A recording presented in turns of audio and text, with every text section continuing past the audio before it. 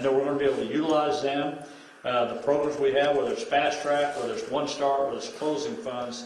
But the reality of that is that's going to help thousands upon thousands of Missourians and prepare them for the workforces of tomorrow, and to give Missouri a competitive edge against other states that we're competing with every day to get those things done. And by doing that, we'll really be able to help us focus on the next generations coming up and what we'll be able to allow them to be prepared for the workforce, especially in those high-demand jobs that we've talked about all year. And we all know, no matter where you live in the state of Missouri, how important that is for all regions of the state to meet those demands. The other thing you've heard me talk about since I became governor is infrastructure. Today, the House finished up the bonding bill that was out there. It was a piece of legislation that will be coming to my desk. I look forward to that coming here when the day comes. I look forward to signing that bill, because when you look at what we did for the state of Missouri in that bonding proposal, how it affects almost every region in the state of Missouri. It doesn't matter whether it's an urban area, rural area, it's going to have an effect on everybody throughout this state. And to be able to do that by working together with the House and the Senate is what we should do here in Jefferson City sometime. That's my role as governor, trying to figure out how do you come to solutions instead of gridlock. And I'm really proud of what we've been able to do here in Missouri this year. And if you compare this to what sometimes the federal level does, you know what gridlock is and what it costs. But I think all through this session, through this week, we've been trying to work together, trying to find the solutions for major issues. And I'm just so happy that it'll be done. When this infrastructure package will be complete with a 5-year STIP plan through MoDOT, there'll be over $1 billion worth of construction that will come out of this for the state of Missouri. And that means thousands upon thousands of jobs throughout this state, which is important to me. And I think that's going to make even our economy will even become stronger. As we know, we have record numbers of unemployment in our state. And if you look at the tax incentives on the national level and the state level, what that's doing for everyday people to put money back in their pockets and to be able to get those things to the state level, it's just going to be a great time for people to invest in Missouri. I think we're going to have a great opportunity to bring businesses in the state like we've never had before, and to grow our population. But more importantly, trying to keep our own men and women here in Missouri. Trying to keep those kids that are graduating out of high school and colleges, trying to give them the opportunities they need to stay here right in Missouri. Because nobody will build our economy better than people that are from Missouri and people that live in Missouri, and that people will come here someday because of what the example we set on that. Needless to say, agriculture is always a huge deal for me. I've always been an advocate of agriculture. That's pretty well a given. Most of you know that. But we've had some really significant movement this year in agriculture, and you know, with the Director Chin has helped with that, moving those bills forward. You know, it's opened the doors for Missouri farm families to meet growing world food demands and ensure we keep more ag production in our state. And when you look at agriculture sometimes, it's one of those things that's overlooked sometimes in our state.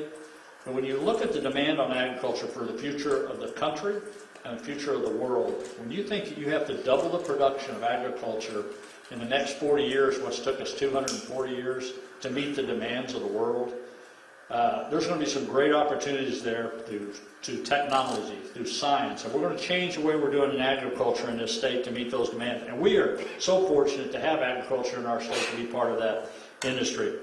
And, you know, on the tort reform issue, when you had Venue Joiner improving businesses, the business climate, providing another boost to our strong economy, you know, downsizing government was one of the things we did, you know, with some of the things we done, especially in corrections that we done.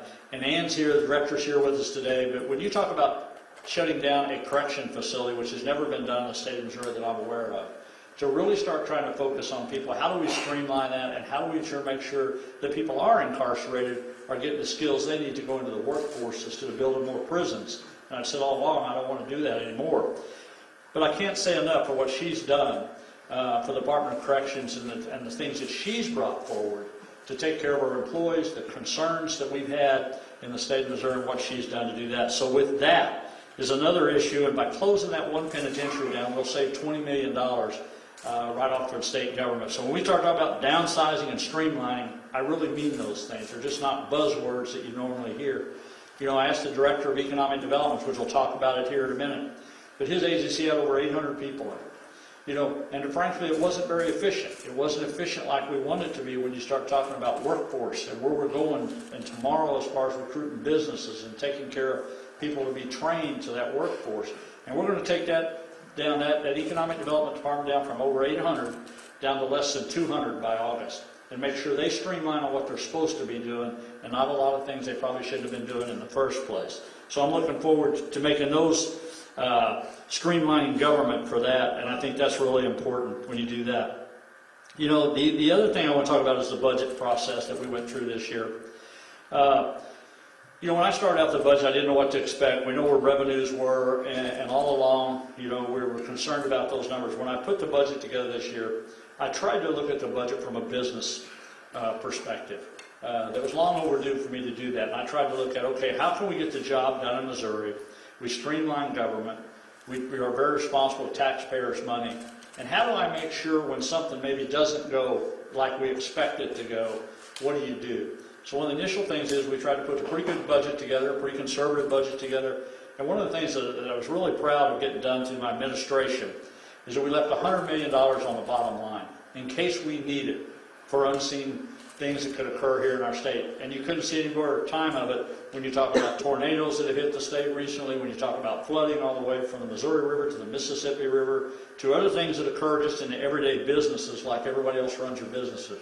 It's always good, and for most of us, we have to live our lives to where we have to be conservative and save our money in case we do have things on that. The other thing is that proud of, when you do the internet, we put more money on broadband. I know the Director of Agriculture is very happy with that, along with a lot of people in rural Missouri trying to make sure they have access to broadband on that. The other thing was we fully funded K-12 education again. And I think that's the third year in a row we've done that. And it's truly trying to focus on making sure our kids have the education tools they need to be successful in the near future. And finally, just creating the culture of life in our state. You know, I've been pretty clear where I've been from day one on right to life. As we've seen, we just passed a piece of legislation here that you all know that what attention that's drawn all the way from this state to the national level. But I think that's important. I think that's showing Missourians' values. And it's a piece of legislation that will be signed in the near future. But I think always, it's the most important to protect women's health and advocate for the unborn. That's always important to me. And so with that, I'm going to let Director Dixon say a few words on economic development. Thank you, Governor. Hi, I'm Rob Dixon. I'm the Director of the Missouri Department of Economic Development. This has been a historic legislative session for economic development in the state of Missouri. The fact is our state has not been competing well in economic development, and in many cases we're falling behind other states across the country. The reason for that is because we didn't have a laser focus on the top issues facing business, really workforce development and infrastructure. The governor's laser focus on those issues, the legislature's laser focus on those issues have now helped us through the course of this legislative session to develop a set of tools that will allow Missouri to compete with anyone in the country, to compete with the best states in the country, and to win. And I wanted to talk about a couple of those things specifically. Obviously, earlier this week, there was a lot of discussion on Senate Bill 68.